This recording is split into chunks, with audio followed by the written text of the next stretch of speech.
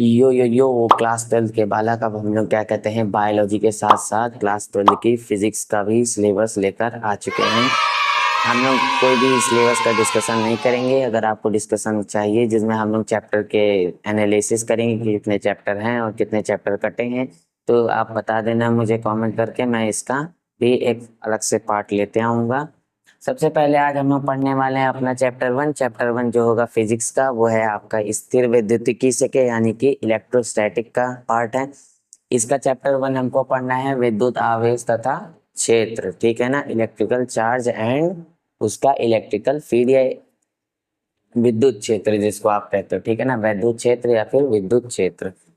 पढ़ा जाए, स्टार्ट करा जाए। अगर आप ये चैप्टर पढ़ रहे हो अपने स्कूल कॉलेजेस में तो फिर जरूर बताना मुझे। देखो, इस चैप्टर का मैं आपको बात बताने वाला हूँ इसके ब्रीफ में कि इस चैप्टर में हम लोग क्या क्या पढ़ने वाले हैं। इस चैप्टर में हमको बेसिकली विद्युत और विद्युत से रिलेटेड जितनी भी चीजें होती हैं जो विद्युत स्थिर विद्युतिकी में आती हैं, हमें वो सारी चीजें पढ़नी है। अब देखो, विद्युत चैप्टर जो है वो बिना विद्युत के अधूरा होता है ना। विद्युत जो है, विद्युत आवेश या विद्युत क्षेत्र बिना विद्युत को जाने, है ना, बिना विद्युत को जाने अधूरा होता है। तो आपको मैं बता दूं, आप जिस विद्युत के बारे में पढ़ते हो, जिस विद्युत के बारे में आप ये चैप्टर पूरा पढ़ रहे हो, इसकी खोज या फिर इसके जनक, इसके जो जनक हैं वो कौन माने जाते हैं? थेल्स माने जाते हैं, ठीक है ना। इंग्लिश हिंदी में भी इनका नाम यही है, थेल्स माने जाते हैं, जिन्होंने आज से लगभग लगभग आज से लगभग 2500 यानी 2500 वर्ष पूर्व, 2500 वर्ष पूर्व ही किसकी बात कर दी थी? विद्युत की बात करी थी। अच्छा, हम लोग थोड़ा सा कहानी पढ़ें, कहानी पढ़ के करते हैं। तो देखो, जो थेल्स बाबू थे, ठीक है ना, जो थेल्स थे, इन्होंने पाया, इनके यहाँ किधर करते हैं, इन्होंने पाया कि ये स्टोरी लाइन है, ठीक है, स्टोरी लाइन। इन्होंने पाया कि जो एम्बर एक एम्बर रॉक है, एम्बर स्टोन, आप इसको एम्बर का पदार्थ भी बोल सकते हो। एक एम्बर स्टोन नाम का पत्थर जो कैसा दिखता है? हल्का पीला भूरा, हल्का पीला भूरा। पीला भूरा का मतलब येलो और भूरा रंग दोनों उसमें थोड़े थोड़े मात्रा में होंगे, ठीक है ना, लेकिन हल्के हल्के, जो yellow is brown colour mix होता है। तो हल्के पीले रंग का भूरा पत्थर जिसको हम लोग एम्बर स्टोन कहते हैं, इन्होंने क्या करा, इसको रगड़ा। इन्होंने इसको रगड़ा, किस पर रगड़ा? ऊन पर रगड़ा।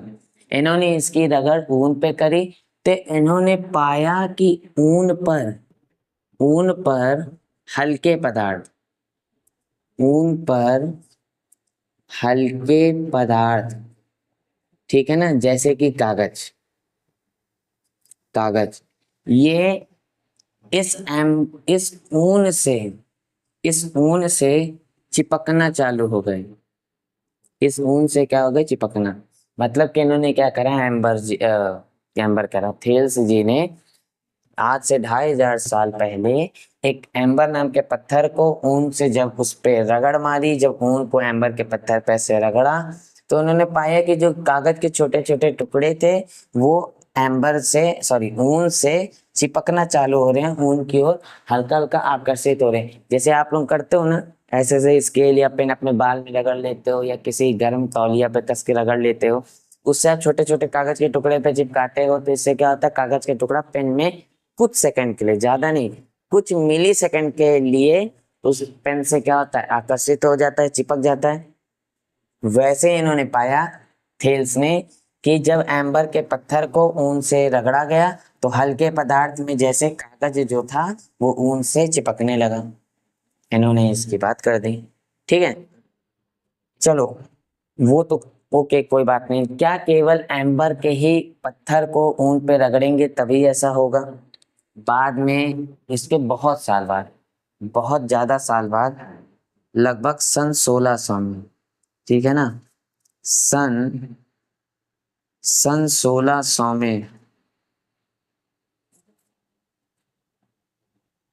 ठीक है, सन 1600 में इंग्लैंड के एक साइंटिस्ट जी जिनका नाम था डॉक्टर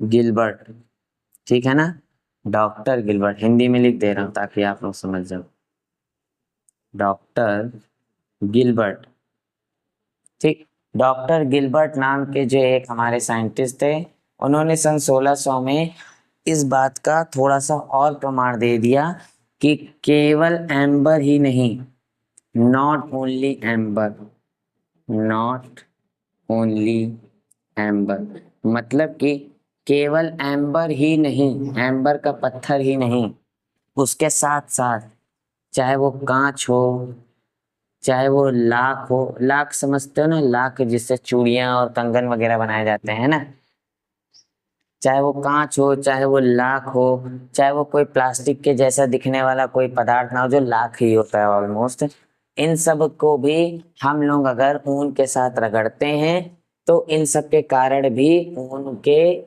टुकड़े में या ऊन की रस्सी में या ऊन के जिस जो भी है वो पदार्थ, ऊन पर क्या होता है, एक आकर्षित करने वाला एक बल उत्पन्न होता है जो कागज को या छोटे छोटे टुकड़ों को अपनी ओर क्या कर लेता है, खींच लेता है। मतलब गिलबर्ट ने क्या पता लगाया कि केवल एम्बर ही नहीं होता, और भी चीजों को अगर रगड़ा जाएगा तो उससे क्या होगा, आकर्षित कागज या छोटे टुकड़ों को किया जा सकता है, ठीक है ना।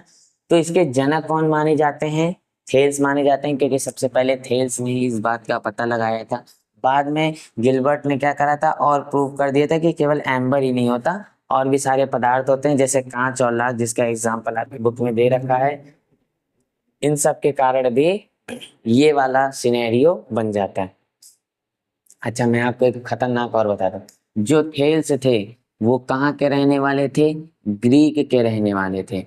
तो इनको जो एम्बर का स्टोन मिला था, जो इनको एम्बर का पदार्थ है, एम्बर का टुकड़ा पदार्थ, या फिर आप इसको पत्थर कह सकते हो, एम्बर स्टोन मिला था, इस एम्बर स्टोन को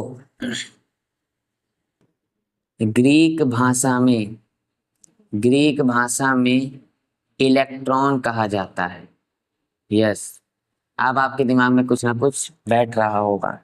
तो इस भाषा में, ग्रीक भाषा में मतलब एम्बर स्टोन को इलेक्ट्रॉन कहा जाता है, जिसके वजह से इस क्या कहते हैं घटना को हम लोग क्या नाम दे दिए, इस जो इसके अंदर ऊन के अंदर जो एक गुण उत्पन्न हुआ, ऊन के अंदर के जो उत्पन्न गुण को हम लोग क्या नाम दे दिए, इलेक्ट्रिसिटी। यहां से इलेक्ट्रिसिटी नाम पड़ गया, इलेक्ट्रिसिटी, यानी कि जिसको हम लोग क्या बोलते हैं, विद्युत। इसी को तो विद्युत बोलते हैं ना।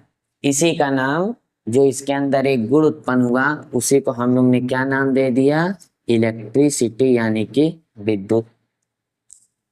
ठीक है, समझ में आया। अच्छा, अब जो पत्थर या जो वस्तु है ना, जो वस्तु इलेक्ट्रिसिटी ग्रहण करती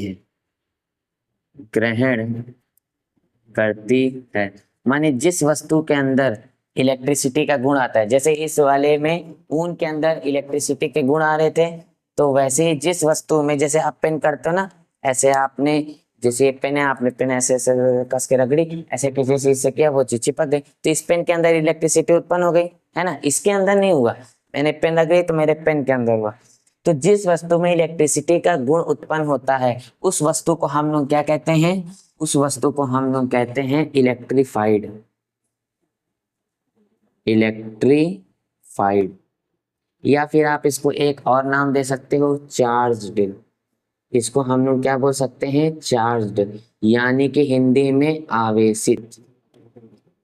ठीक, आवेशित वस्तु। लेट मी चेक पूरा दिख रहा है कि नहीं। अच्छे से आपको विजिबल हो रहा है। मैंने क्या बात बोला, पूरा खिचड़ी हो गया ना, एक बार फिर से समझ लेते हैं। विद्युत के जनक कौन माने जाते हैं, कहाँ के रहने वाले थे, ग्रीक में रहने वाले थे। उन्होंने क्या करा था, लगभग 2500 साल पहले ही एक एम्बर का पत्थर जो हल्का पीला भूरे रंग का दिखता है उसे ऊन पे रगड़ा था। तो ऊन पे रगड़ने से वो क्या करा, कागज को किसी भी हल्के पदार्थ को अपनी ओर आकर्षित करने लगा, चिपकाने लगा, ठीक है ना। फिर बाद में पता चला, गिलबर्ट जी ने सन 1600 में ये पता लगाया, जो इंग्लैंड के रहने वाले थे, कि केवल एम्बर का ही पत्थर नहीं, बाकी कांच और लाख जैसे भी पदार्थ होते हैं जो इस गुण को उत्पन्न करते हैं, ठीक है। एम्बर के पत्थर को ग्रीक भाषा में इलेक्ट्रॉन बोला जाता था, ठीक है ना, नॉर्मल भाषा में नहीं, ग्रीक भाषा में। एक्सक्यूज मी, ओके, फोन आ गया था मेरा। कहाँ से शुरू करा जाए, हम लोग क्या बात कर रहे थे कि गिलबर्ट ने बात किया था कि न केवल एम्बर ही नहीं, कांच और लाख जैसे पदार्थ भी इस वाले गुण को हम उत्पन्न कर सकते हैं। बाद में हमने देखा था कि एम्बर के स्टोन जो होता है वो केवल, उसको ग्रीक भाषा में इलेक्ट्रॉन नाम दे दिया गया, ग्रीक भाषा से ही इलेक्ट्रॉन शब्द जन्मा है, ठीक है ना, और इलेक्ट्रॉन नाम दे दिया गया। तो इसी से रेफरेंस लेकर के ये घटना, यानी कि ऊन का कागज को अपनी ओर आकर्षित करने का जो गुण था, उस गुण को हमने क्या नाम दे दिया, इलेक्ट्रिसिटी, जिसको हम लोग हिंदी में क्या बोलते हैं, विद्युत बोलते हैं। और जिस वस्तु के अंदर विद्युत का गुण पाया जाता है उस वस्तु को हम लोग इलेक्ट्रीफाइड, विद्युतमय ना, विद्युन्मय ऐसे बोलते हैं। और या तो चार्ज बोल सकते हैं, यानी कि आवेशित बोल सकते हो, ठीक है ना। जिस वस्तु के अंदर, यानी ऊन के अंदर है तो ऊन क्या है, चार्ज है। मैंने अपने पेन को ऐसे रगड़ लिया, अब मेरी पेन क्या हो गई, इलेक्ट्रीफाइड हो गई या फिर चार्ज हो गई, है ना। हिंदी में हम इसको क्या बोल सकते हैं, आवेशित हो गई मेरी पेन, है ना।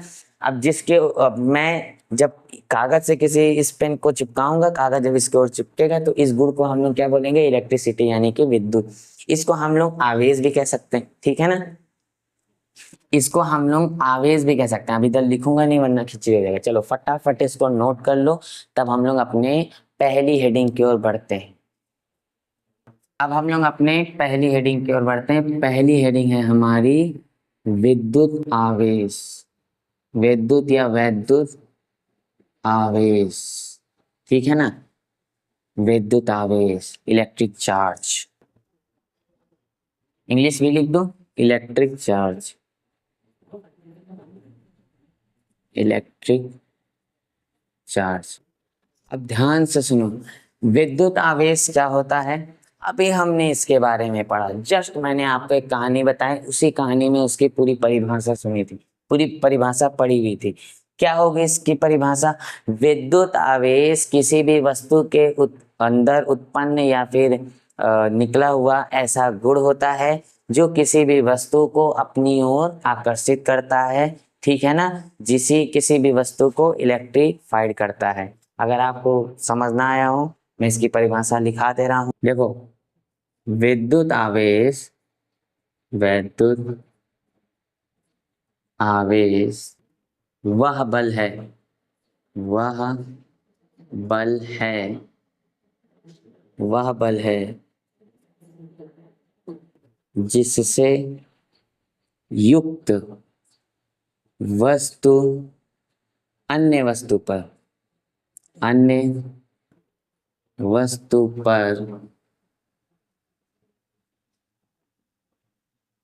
विद्युत बल आरोपित करती है, विद्युत बल आरोपित करती है।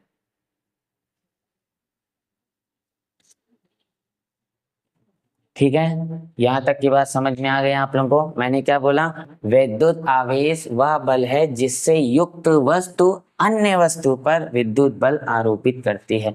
मतलब कि विद्युत आवेश अगर किसी चीज पर लगेगा, जैसे सपोज दैट मैं यहाँ पर एक पेन बना देता हूँ, ठीक है, सपोज दैट ये एक हमारी पेन है, ठीक, ये एक पेन है और यहाँ पर कुछ कागज के टुकड़े हैं।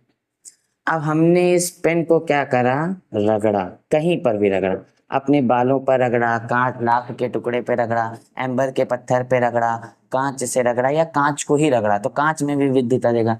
जब हम इस प्लास्टिक को अपने बालों पर या किसी चीज पर रगड़ते हैं तो रगड़ने से इस वस्तु के अंदर क्या उत्पन्न हो जाता है, विद्युत आवेश, ठीक है ना, इसी लिख दो इलेक्ट्रिक चार्ज। इसके अंदर क्या उत्पन्न हो जाता है, विद्युत आवेश यानी कि इलेक्ट्रिक चार्ज उत्पन्न हो जाता है। जब ये विद्युत आवेश इलेक्ट्रिक चार्ज से युक्त हो जाता है तो जब हम इसको इसके पास लेकर जाएंगे, जब हम इसको इसके पास लेकर जाएंगे तो ये पेन अब इस कागज को अपनी ओर क्या करेगा, आकर्षित करेगा। सिंपल, बस यही तो काम है। इस कागज को अपनी ओर क्या करेगा, आकर्षित करेगा। कागज को अपनी ओर आकर्षित करने का मतलब समझे, इसका मतलब ये जो विद्युत बल है, ये जो विद्युत बल है ये एक तरह का क्या है, आकर्षित बल। ये एक तरह का क्या है, आकर्षण, आकर्षण लिखते हैं ना, ये एक तरह का क्या है, आकर्षण बल है। ठीक, जैसे आप लोगों को चुंबकीय बल पता होगा, चुंबकीय बल लोहे को अपनी ओर आकर्षित करता है या अपने जैसे चुंबक को अपनी ओर आकर्षित करता है, वैसे ही सेम टू सेम विद्युत आवेश है जो किसी वस्तु में उत्पन्न हो जाता है तो अपने से हल्की वस्तुओं को अपनी ओर क्या करता है, आकर्षित करता है। आप कभी देखे होंगे यदि किसी व्यक्ति को खंबे पे चढ़ने पर करंट मारता है तो वो उसकी ओर और खिंच जाता है, ठीक है ना। अब वो दूर भी हट जाता है, उसका एक अलग टर्म है एसी डीसी, जब करंट आप पढ़ोगे तब उसमें पता चलेगा, परंतु वो उसकी ओर क्या हो जाता है, आकर्षित हो जाता है। क्यों, क्योंकि उसके ऊपर विद्युत बल यानी कि इलेक्ट्रिक चार्ज जो होता है वो अप्लाई होता रहता है, लगता रहता है। अगर आपको विद्युत आवेश समझ में आ गया हो तो अब हम लोग, मतलब आप नोट करते हो फिर मैं इरेज करता हूँ, ठीक, नोट कर लीजिए। अब हम लोग क्या पढ़ेंगे, आपने अभी विद्युत आवेश पढ़ लिया, अब हम लोग पढ़ेंगे विद्युत आवेश के प्रकार। पूरा नहीं मिटाएंगे, इसके आगे जुगाड़ कर लेते हैं। विद्युत आवेश के प्रकार।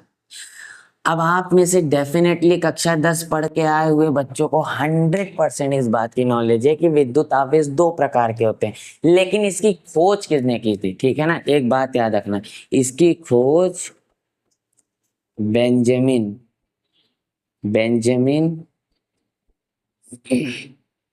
फ्रैंकलिन, ठीक है ना। इसकी खोज बेंजामिन फ्रैंकलिन ने 1775 में करी थी। खोज का तो नहीं कह सकते, इसको कह सकते हैं पता लगाया था। बेंजामिन फ्रैंकलिन ने सन 1750 ईस्वी में ये पता लगाया कि दो समान परिमाण वाले परंतु विपरीत प्रकृति वाले, माने कि उनका परिमाण, ठीक है ना, दो समान परिमाण, यहां लिख दे, दो समान परिमाण वाले किंतु विपरीत प्रकृति, किंतु विपरीत प्रकृति वाले आवेश, है ना, वाले आवेश एक दूसरे को क्या कर दे रहे थे, निरस्त कर दे रहे थे, यानी कि काट दे रहे थे। मैंने क्या बोला, दो समान परिमाण वाले, परिमाण उनका सेम होगा परंतु उनकी जो प्रकृति होगी वो विपरीत होगी। ऐसे आवेश एक दूसरे को निरस्त कर दे रहे थे, यानी कि न्यूट्रलाइज कर दे रहे थे। न्यूट्रलाइज का मतलब जीरो, न्यूट्रलाइज का मतलब जीरो, यानी तू भी मर गया मैं भी मर गया, बात खत्म, ठीक है ना। तो वो कर दे रहे थे। जैसे आप लोगों ने मैथमेटिक्स में पढ़ा होगा, मैथमेटिक्स में अगर -1 इज इक्वल टू -1 +1 होता है तो -1 + 1 कट करके 0 हो जाते हैं, है ना। तो सेम टू सेम इन्होंने देखा कि जैसे, अब यहाँ पर भी देखो समान परिमाण है यानी कि दोनों एक एक हैं, लेकिन दोनों की प्रकृति अलग है, एक है माइनस और एक है प्लस, तो दोनों आपस में निरस्त हो गए, जैसे मैथमेटिक्स में होता है।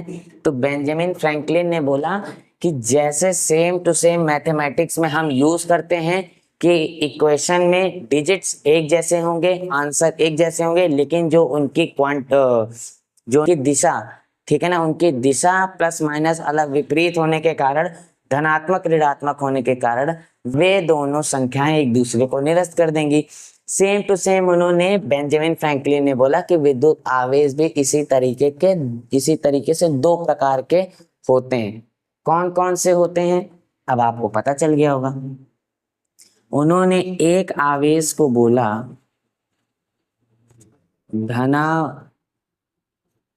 धनावेश, ऐसे लिख देना, ठीक है ना, धनावेश, और एक आवेश को बोला ऋण आवेश, एक आवेश को बोला ऋण आवेश। चलो मैं आपसे एक क्वेश्चन बोलता हूँ, एक क्वेश्चन पूछते हैं। अब आप मुझे बताओ कि धनावेश किसे कहते हैं, ऋण आवेश किसे कहते हैं, मतलब वो वाला नहीं। अगर दो वस्तुएं हैं, एक पेन है और एक कागज है, तो पेन और कागज में से कौन सा धनावेश होगा, कौन सा ऋण आवेश होगा, आप मुझे वो बताओ। ठीक है ना, आपके पास 2 मिनट का समय है, वीडियो पॉज करो, एकदम अच्छे से सोचो। मैंने जो कहानी आपको अभी शुरू में लेक्चर के पहले पढ़ाई थी, उस कहानी के बारे में एक बार और रिवाइज मारो। अगर आपने नोट करा है, नोट से देखो और मुझे बताओ कि कौन सा पेन और कागज में से कौन सा धनावेश होगा और कौन सा ऋण आवेश होगा। ठीक है ना, फटाफट कमेंट में बताओ, जल्दी जल्दी, आपके पास 2 मिनट है। और ऐसे नोट भी करो तो आखिर में मिटा करके अगले इसमें बताऊं। अब मैं आपको एक प्रैक्टिकल के थ्रू बताता हूँ कि धनावेश और ऋणावेश कैसे पता करा जा सकता है। ठीक है ना, देखो आपका आंसर समझ में आ गया, आपने आंसर दे दिया। अब मैं आपको आंसर बताता हूँ। ठीक है ना, मैं आंसर बताऊं। इसका आंसर होगा कि आप किसी को भी धनावेश और ऋणावेश ऐसे नहीं बता सकते। ठीक है ना, जब बेंजामिन फ्रैंकलिन ने एक प्रयोग किया था, उन्होंने क्या किया था, एक कांच की छड़ थी जिसको रेशम के कपड़े पे या रेशम के क्या कहते हैं टुकड़े पर रगड़ा था, और एक उन्होंने आबनूस लकड़ी की, क्या कहते हैं, एक आबनूस लकड़ी होती ना, आबनूस लकड़ी। आप बताना भारत में आबनूस लकड़ी किस जगह पे उपयोग करी गई थी। ठीक है ना, ये बताना। आबनूस लकड़ी आपको एक मैं लेक्चर में बताऊंगा, बहुत खतरनाक आएगा। ठीक है, देखो उन्होंने एक कांच की छड़ ली जिसे रेशम के कपड़े पे रगड़ा, और उन्होंने एक आबनूस की छड़ ली, आबनूस लकड़ी की छड़, जिसे उन्होंने बिल्ली की खाल पर रगड़ा। बिल्ली की ये जो खाल होती है, चमड़ी, इस पर रगड़ा। अब उन्होंने बिना किसी तर्क के जो कांच का टुकड़ा था उसको उन्होंने धनावेश बता दिया, और बिना किसी तर्क के उन्होंने जो दूसरा यानी आबनूस की लकड़ी पर उत्पन्न आवेश था, उन्होंने उसे ऋणावेश बता दिया। ठीक है ना, इसका मतलब ऐसा सिद्ध ही नहीं करा जा सकती कि पेन पर ऋणावेश होगा कि कागज पर धनावेश होगा। ठीक है ना, ये 100% श्योर नहीं हो सकता। अगर आप पेन को ऋणावेश बोलना चाहते हो, आप ऋणावेश बोल लो। अगर आप पेन को धनावेश कहना चाहते हो, आप पेन को धनावेश कहो। ठीक है ना, इट डजेंट मैटर। अब थोड़ा सा हम लोग थोड़ा सा बेंजामिन फ्रैंकलिन होकर के बात करते हैं। धनावेश क्या होता है, जिसको मेरा जोक समझ में आ गया वो बहुत ही एक गंदा बच्चा है। और ऋणावेश क्या होता है, थोड़ा सा हम लोग एटॉमिक लेवल पे जाके चलते हैं, यानी कि केमिस्ट्री के लेवल पे। केमिस्ट्री में आप लोग ने पढ़ा होगा ना, परमाणु एवं परमाणु की संरचना, उसमें आपने ऋणावेश धनावेश 100% पढ़ा होगा। तो धनावेश अकॉर्डिंग टू एटॉमिक लेवल पे हम लोग जब जाके पढ़ते हैं तब क्या होगा, धनावेश का मतलब होता है जब किसी पदार्थ में इलेक्ट्रॉन की कमी होती है। ठीक है ना, इलेक्ट्रॉन की कमी होने से ऑटोमेटिकली प्रोटॉन के लेवल बढ़ जाता है, जिसकी वजह से उसे हम लोग क्या बोलते हैं, धनावेश, क्योंकि उसमें पॉजिटिव चार्ज अपने आप आ जाता है। ऋणावेश का मतलब किसी भी पदार्थ में इलेक्ट्रॉन की गेनिंग होना, यानी कि वो पदार्थ क्या करा, अपने अंदर जो बाह्य इलेक्ट्रॉन थे, खुले इलेक्ट्रॉन थे, फ्री इलेक्ट्रॉन्स, उनको अपने क्या कर लिया, ऑर्बिट में ले लिया, जिसके कारण उसके एटॉमिक स्ट्रक्चर में, एटॉमिक ऑर्बिटल्स में क्या हो गए, इलेक्ट्रॉन के लेवल बढ़ गए। क्योंकि आपको पता होना चाहिए एटम जो होता है यानी कि परमाणु, इंग्लिश बोलता जा रहा हूँ बार बार, जो परमाणु होता है वो उदासीन प्रकृति का होता है, यानी कि उसमें जितने इलेक्ट्रॉन होते हैं उतने ही उसमें प्रोटॉन्स होते हैं, यानी जितने प्लस उतने ही माइनस, जितने माइनस उतने प्लस। तो ये आपस में एक दूसरे की प्रकृति को निरस्त कर देते हैं, जो भी मैंने बोला न्यूट्रलाइज कर देते हैं, और जिससे एटम क्या हो जाता है, हमारा न्यूट्रल हो जाता है, यानी कि उदासीन। अगर उदासीन हो है और उसमें दोनों में से कोई एक बढ़ता घटता है, तो इससे उदासीन की प्रकृति खत्म हो जाती है। प्रोटॉन क्योंकि नाभिक में होता है, तो जिसकी वजह से वो हट नहीं सकता, हिल नहीं सकता, क्योंकि उस पर नाभिकीय बल लगता है ना, न्यूक्लियर फोर्स सबसे पावरफुल। लेकिन इलेक्ट्रॉन तो ऑर्बिट जंप करता है, इसकी थ्योरी अभी 12th में ही पढ़ोगे जब परमाणु संरचना आएगी। तो इलेक्ट्रॉन अगर घटेगा किसी परमाणु में तो धनावेश, अगर किसी परमाणु में इलेक्ट्रॉन बढ़ेगा तो ऋणावेश। ये याद रखना। आप समझ में आ गया? खुद से लिख लो इसको। जब किसी पदार्थ में इलेक्ट्रॉन की मात्रा बढ़ जाती है तो उसे ऋणावेश कहते हैं, या जब किसी पदार्थ में इलेक्ट्रॉन की मात्रा घट जाती है तो उसे हम लोग धनावेश कहते हैं। नोट कर लीजिए, अपने मन से लिख लीजिए इसे। नेक्स्ट हेडिंग जो थी वो यही हेडिंग थी, यही वाली हेडिंग थी, इलेक्ट्रॉन थ्योरी। नेक्स्ट हेडिंग यही थी, इलेक्ट्रॉन थ्योरी। जो अभी मैंने ये बताया, किसी इलेक्ट्रॉन में, किसी पदार्थ में इलेक्ट्रॉन की कमी व इलेक्ट्रॉन की अधिकता होना, ठीक है ना। प्रोटॉन की कमी अधिकता क्यों नहीं हो सकती? क्योंकि प्रोटॉन नाभिकीय बल द्वारा नाभिक के अंदर बंधा रहता है, वो बाहर नहीं निकल सकता, ठीक है ना। आपको इतना तो कक्षा 10 में पता चल गया था कि जब परमाणु को हम बहुत ही ज्यादा ऊर्जा प्राप्त करा देते हैं तो जो परमाणु होता है उसके जो इलेक्ट्रॉन होते हैं अधिक आवेशित होने के कारण वो अपने निचले ऑर्बिट या अपने मेन ऑर्बिट से जंप करके उच्च ऊर्जा वाले स्तर यानी उच्च ऊर्जा बैंड में, हाई एनर्जी बैंड में क्या कर देते हैं, जंप करते करते चले जाते हैं। और एक समय ऐसा आता है कि वो फाइनल जंप करते हैं और वो सीधा एटम के यानी परमाणु के ऑर्बिट को छोड़ करके बाहर चले जाते हैं, फ्री हो जाते हैं, ठीक है ना। इसे हम लोग कहते हैं इलेक्ट्रॉन का उत्सर्जन। इलेक्ट्रॉन का उत्सर्जन बोलते हैं, जहां पे इलेक्ट्रॉन जो होते हैं वो परमाणु से निकल करके चले जाते हैं। अब उनको दूसरे परमाणु ग्रहण कर लेते हैं, तो जिस परमाणु से इलेक्ट्रॉन निकल के चले जाते हैं वहां पे धनावेश बन जाता है, क्योंकि ऑटोमेटिकली प्रोटॉन का मात्रा बढ़ गया। और जिस परमाणु द्वारा इलेक्ट्रॉन को, उन फ्री इलेक्ट्रॉन को ग्रहण कर लिया जाता है, वहां पे ऑटोमेटिकली इलेक्ट्रॉन की संख्या बढ़ जाती है और क्या कहते हैं, धनावेश की संख्या घटती नहीं है, वही रहती है, बस इलेक्ट्रॉन की संख्या बढ़ती है। तो उसको हम लोग बोलते हैं इलेक्ट्रॉन की कमी, और उसी को बोल दिया जाता है धनावेश। और जिन इलेक्ट्रॉन की अधिकता होगी उसे बोल दिया जाता है ऋणावेश। इसी को इलेक्ट्रॉन थ्योरी कहते हैं, ठीक है ना। अच्छा, एक बात और, अगर आप पता लगाना चाहते हो तो इसको पता लगाने का भी एक होता है, ठीक है ना, जिसे हम लोग कहते हैं फ्रिक्शन द्वारा, ठीक है ना, जिसको हम लोग फ्रिक्शन द्वारा यानी कि घर्षण द्वारा पता लगा सकते हैं। घर्षण द्वारा, घर्षण द्वारा कैसे? सपोज दैट हमारे पास एक कांच का टुकड़ा है, ठीक है ना,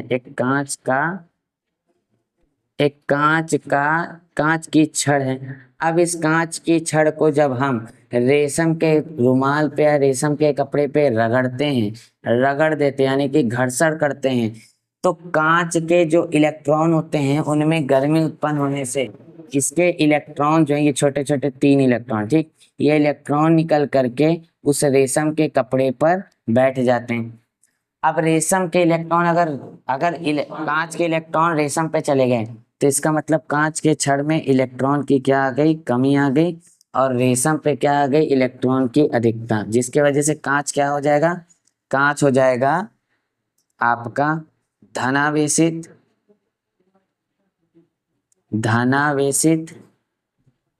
और रेशम क्या हो जाएगा आपका ऋणावेशित, ठीक है ना, ऋणावेशित। ऐसे आप पता लगा सकते हैं, ठीक है ना। ऐसे आप एक एग्जाम्पल पेश कर सकते हो समझाने के लिए किसी को, ठीक है ना। अगर आपके एग्जाम में भी आता है कि आवेश इलेक्ट्रॉन के थ्योरी को किस प्रकार डिफाइन करा जा सकता है, तो आप इस एग्जाम्पल के थ्रू या ऐसे ही अपने मन से कोई एग्जाम्पल बना करके आप शो कर सकते हो कि हाँ, how minus charge and positive charge या प्लस चार्ज जनरेट्स, ठीक है ना। नोट कर लीजिए, फिर इरेज करके हम लोग इसके आगे की नेक्स्ट हेडिंग पढ़ते हैं। इलेक्ट्रॉन कह रहा हूं, आवेश की यूनिट यानी कि उसका मात्रक क्या होता है, सुनो। देखो, अभी मैं आपको यहाँ पे 2-3 फॉर्मूला भी लिखा दूंगा, इसके थ्रू हम लोग आगे कुछ सवालें भी करेंगे जब आएगी तो। देखो, विद्युत आवेश के कुछ क्या कहते हैं, मात्रक, विद्युत आवेश का मात्रक। अब आवेश का हम लोग मात्रक लिखेंगे, ठीक है ना, विद्युत आवेश का मात्रक। मैं कई सारी चीजें यहाँ पे लिख दे रहा हूँ, ठीक है ना, केवल मात्रक ही नहीं, कई सारी चीजें। देखो, विद्युत आवेश का जो मात्रक होता है, मात्रक, वो होता है कूलाम, ठीक है, वो होता है कूलाम। कूलाम एक साइंटिस्ट थे, उन्होंने ही एक थ्योरी के थ्रू विद्युत आवेश का मात्रक की गणना करी थी, तो इसलिए हम लोग इसके मात्रक को कूलाम बोलते हैं, ठीक है ना। अब विद्युत आवेश के बहने से ही विद्युत धारा उत्पन्न होती है, तो विद्युत धारा के मात्रक को धारा भी बोल सकते हो आप, विद्युत धारा भी बोल सकते हो, ठीक है ना। विद्युत धारा का मात्रक क्या होता है? विद्युत धारा का मात्रक होता है एम्पियर, एम्पियर, ठीक। एम गलत लिख दिया मैं तो यार, अब सही है ना। विद्युत धारा का मात्रक क्या होता है? एम्पियर। कूलाम को हम किससे व्यक्त करते हैं? सी से व्यक्त करते हैं। एम्पियर को किससे? ए से भी लिख सकते हो आप, A M P, A M P भी लिखते हैं, ठीक है ना। कहीं कहीं ए लिखा होता है, कहीं कहीं ए एम पी भी लिखा होता है, ठीक है ना। और विद्युत आवेश के मात्रक को हम लोग क्या बोलते हैं? कूलाम कहते हैं। चलो अब इसी में हम लोग देख लेते हैं विद्युत धारा के बारे में। जिनको विद्युत धारा यानी कि इलेक्ट्रिसिटी, इंग्लिश देखो मैं इंग्लिश लिखते जा रहा हूँ, इंग्लिश हिंदी दोनों पे ध्यान दिया करो बच्चों, क्योंकि अब आप कक्षा 12 पास करके जो भी अपनी फील्ड आजमाओगे वहाँ पे ज़्यादातर अंग्रेजी भाषा का ही उपयोग करा जाता है, सब चीज़ इंग्लिश में ही होती है। अगर आप डॉक्टर को परस्यू करते हो, अगर आप डॉक्टर लाइन मेडिकल लाइन में जाते हो, तो वहाँ पे तो हर चीज़ इंग्लिश में होता है ना, दवाई वगैरह हर चीज़ प्रिस्क्रिप्शन लिखा जाता है सब इंग्लिश में होता है। तो मोस्टली आप जितना हो सके इंग्लिश को भी प्रेफरेंस दो। हाँ, मैं यूपी बोर्ड हिंदी मीडियम का ये क्लास चला रहा हूँ, हिंदी को मैं ज़्यादा प्रेफर करता हूँ, बट जिस प्रोफेशन में आप घुसना चाहते हो वहाँ पे इंग्लिश की प्रेफरेशन ज़्यादा है, इसलिए आप हिंदी और इंग्लिश दोनों को साथ लेके चलो, ठीक है ना। और ऐसा भी नहीं कि आप इंग्लिश में कर दोगे तो बुरा हो जाएगा, इट इज़ करेक्ट, ठीक है ना। अब आगे देखते हैं। इंग्लिश में इलेक्ट्रिसिटी मैंने लिखा है, ठीक है ना। विद्युत धारा की मात्रक हमने देख ली, एम्पियर होता है। विद्युत धारा का जिसको पता नहीं परिभाषा, विद्युत धारा की परिभाषा क्या होती है? Can anyone guess? विद्युत धारा की होती है प्रति एकांक समय में, प्रति एकांक समय में बहने वाला आवेश या इलेक्ट्रॉन का फ्लो, प्रति एकांक समय में बहने वाले आवेश, ठीक है ना, बहने वाले आवेश, या फिर आप ब्रैकेट में लिख दे रहे, या फिर इलेक्ट्रॉन, इलेक्ट्रॉन लिखा हूं शॉर्ट फॉर्म में, इलेक्ट्रॉन के बहने को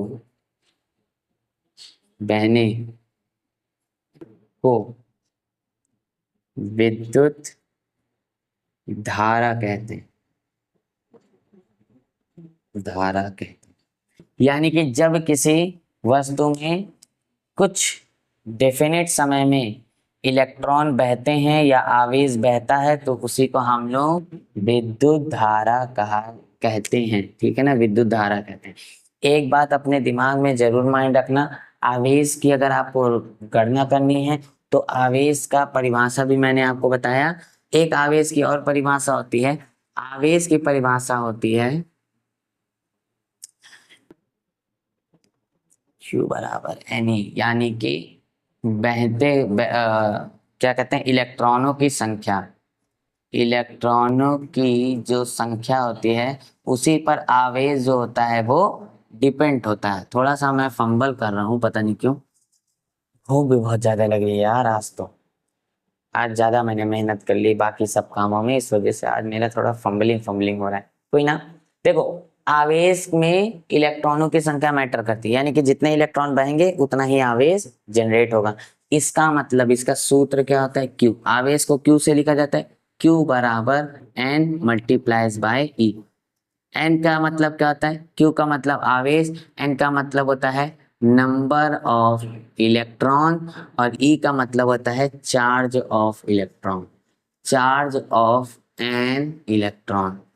यानी कि एक मतलब कि किसी भी तार में जितने भी इलेक्ट्रॉन बह रहे होंगे, N का मतलब उसकी संख्या, एक इलेक्ट्रॉन बह रहा है, 2 इलेक्ट्रॉन बह रहे हैं, 100 इलेक्ट्रॉन बह रहे हैं, 1000 इलेक्ट्रॉन बह रहे हैं, उनका जो नंबर होगा उसे N से लिखते हैं, ठीक है ना। और E का मतलब होता है कि एक इलेक्ट्रॉन पर कितना चार्ज होता है। आप लोग मुझे कमेंट में बताओ, ठीक है ना, ये आप लोगों का कमेंट है। कमेंट में आपको मुझे बताना है कि एक इलेक्ट्रॉन पर कितना आवेश होता है। एक इलेक्ट्रॉन पर कितना आवेश होता है, ठीक है ना। इसे तो छोटा बच्चा यानी कि कक्षा 10 का बच्चा भी बता सकता है, एक इलेक्ट्रॉन पर कितना आवेश होता है। जल्दी जल्दी इसको नोट कर लीजिए और इसका आंसर मुझे कमेंट में दे दीजिए। ठीक है, यहीं पर हम लोग वीडियो को अपने एंड कर देते हैं। इसके नेक्स्ट वाले लेक्चर में हम लोग पढ़ेंगे क्या, कंजर्वेशन ऑफ इलेक्ट्रिक चार्ज यानी कि विद्युत आवेश के संरक्षण, है ना। अगर उसका नियम होगा तो विद्युत आवेश के संरक्षण का नियम। और हम लोग क्वांटम नेचर देखेंगे विद्युत आवेश के मूल कणों का, ठीक है ना, यानी कि इलेक्ट्रॉन के क्वांटम नेचर के बारे में पढ़ेंगे। और भी जो हेडिंग्स होगी उन सारी हेडिंग को भी कवर करा जाएगा इफ पॉसिबल, ठीक है ना। अगर आपको वीडियो पसंद आ गया है, मजेदार वीडियो था, मुझे भी लग रहा है, ऐसा फील आ रहा है कि बहुत मजेदार है। वीडियो आने में हाँ थोड़ा लेट हो गई क्योंकि मेरा पेन ड्राइव इश्यू हो गया था। शॉर्ट्स में भी आप लोगों ने देखा कि नहीं पता नहीं, देख लेना, अब तो सॉल्व हो चुका है ऑलरेडी। तो वो जो पेन ड्राइव का इश्यू था वो सॉल्व हो चुका है। अब लेक्चर रिकॉर्डिंग वापस से लगातार आती रहेगी।